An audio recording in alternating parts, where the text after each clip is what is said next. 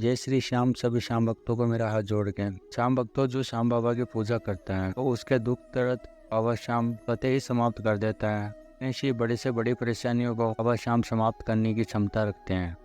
वह अपने भक्तों को कभी भी दुख तकलीफ में नहीं देख सकते। बाबा श्याम की मदद से भक्तों की कठिनाइयाँ दूर होती है। ऐसी ही एक सत्य कहानी लिखकर हाजिर हुआ हूँ। श्याम भक्तों, देखना कि बाबा श्याम ने उनकी मदद की है, उनको उनके दुख से हर निकाला है ये बाबा श्याम ने।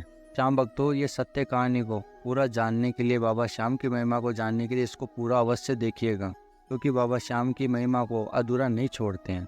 यह सत्य कहानी सुनकर बाबा श्याम के ऊपर को कई गुना विश्वास हो जाएगा।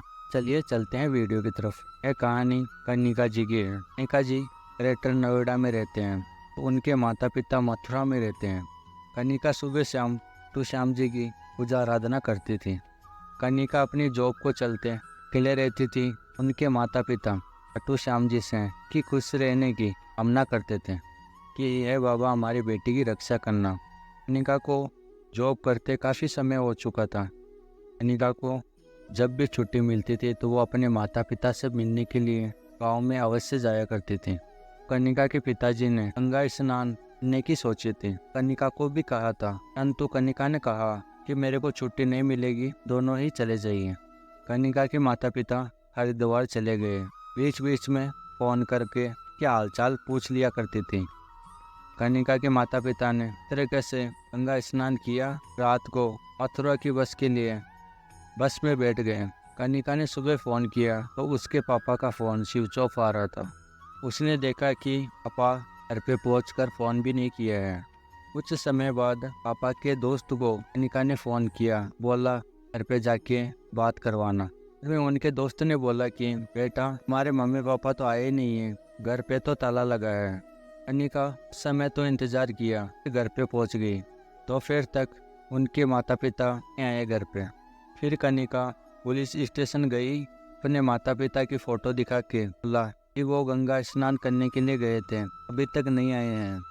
तब इंस्पेक्टर ने बताया कि हरिद्वार से आने वाली बस का एक्सीडेंट हो गया है, आप रुड़की के अस्पताल में चले जाइए। ये बात सुनते ही कनिका वहीं पे ही रोने लगी। कनिका के अंकल ने बोला, रात बहुत हो चुकी है, लोग सुबह चलेंगे। कनिका रोते हुए अपने घर को आ गई। फिर काफ़ी लोग इकट्ठा हो रखे थे। उसने किसी से बात नहीं की। वह खाटू श्याम जी के पास में जाके बैठ गई। बाबा से बोलने लगी, मेरे माता पिता की रक्षा करो बाबा, उनके अलावा मेरा कोई नहीं है, मुझे अनाथ ना होने देना। कनिका बाबा से प्रार्थना करते करते वहीं पे सो गई। सुबह वह जल्दी उठ के अंकल के साथ रुड़की चली गई। वहाँ पे सभी अस्पतालों में, सभी पुलिस स्टेशनों में, सब जगह पे देखा, परंतु उसके माता पिता का कहीं पे भी पता नहीं चला। फिर वे वहाँ पे पहुँची जहाँ पे एक्सीडेंट हुआ था, पर वहाँ पे कोई भी नहीं था। कनिका को बहुत चिंता हो रही थी। वह मन ही मन खाटू श्याम जी का नाम लेने लगी।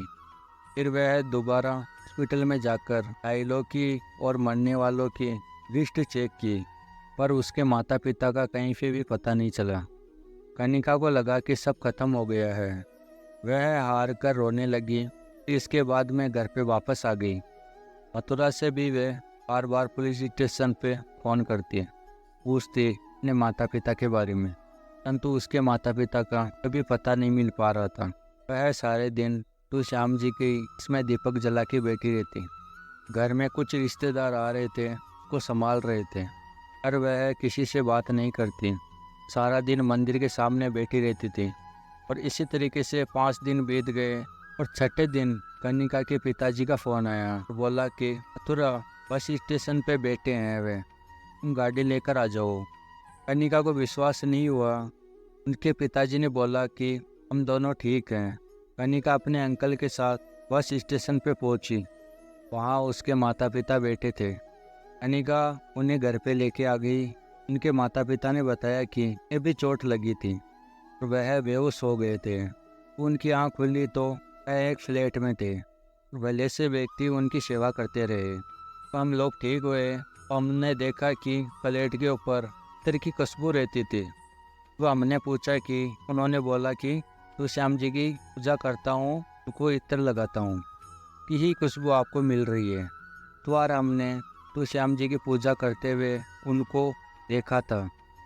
हमने तुम्हें फ़ोन करने की कोशिश की पर हमारा फ़ोन काम नहीं कर रहा था। कल रात उन्होंने मथुरा की बस में बैठा दिया और हम यहाँ आ गए। कनिका बहुत खुश थी। कनिका के माता पिता घर पे आने के बाद बधाई देने वालों की और उनके हालचाल पूछने वालों की लाइन लग गई। ऐसे कुछ समय बीत गया तो कनिका ने कहा, उस अंकल से हमको मिलना चाहिए, उन्होंने आपकी देख रेख की है। मैं उनका शुक्रिया कहना चाहती हूँ। कल आप मेरे साथ में चलेंगे। फिर अगले दिन माता पिता को लेके रुड़की में फ्लैट पे गई। वहाँ ऊपर जाने लगे तो गार्ड ने रोका। कनिका ने बोला कि हमें तीसरी मंजिल पे रहने वाले व्यक्ति से मिलना है। तब गार्ड ने कहा कि ये बिल्डिंग तो 1 साल से खाली है, यहाँ पे कोई नहीं रहता। कनिका ने अपने पिताजी से पूछा कि आप गलत जगह पे तो नहीं लेके आ गए। कनिका के पिताजी ने कहा, नहीं बेटी, हम इस बालकनी में बैठ के यहाँ का सभी नज़ारा देखा करते थे। कनिका ने गार्ड से आग्रह करके तीसरी मंजिल पे जाने को बोला। वहाँ जाकर देखा कि वहाँ पे कोई भी नहीं था। कनिका के पिताजी ने वह कमरा खोला। वहाँ पे देखा कि खाटू श्याम जी का मंदिर तो है और इत्र की खुशबू आ रही है। यह सब कुछ देखकर कनिका और उनके माता पिता के आंखों से आंसू आ गए। उन्होंने सोचा कि वह श्याम ने खुद आकर हमारी सेवा की है। यह सब कुछ सोचकर कनिका के माता पिता फूट फूट के रोने लगे। कहने लगे कि प्रभु, अपने मेरे को दर्शन तो दिए पर हम लोग की सेवा ना कर सके, उल्टा आप ही ने हमारी सेवा की। इतना कहकर कनिका के माता पिता मंदिर के सामने रोने लगे। श्याम भक्तों, हमारे खाटू श्याम जी को ऐसे ही हारे का सहारा नहीं कहा जाता है। ये अपने भक्तों की दुख तकलीफों को स्वयं आकर समाप्त करते हैं, उनकी लाज बचाते हैं। श्याम भक्तों, अच्छी कहानी आपको पसंद आई है वीडियो को लाइक करके, अगर आप नए आए हो इस चैनल पे, चैनल को सब्सक्राइब करके फिर श्याम भक्तों के साथ इस श्याम महिमा को शेयर करना। मिलते हैं अगली वीडियो में, तब तक के लिए जय श्री श्याम। बाबा श्याम की कृपा आपके ऊपर हमेशा के लिए बनी रहे।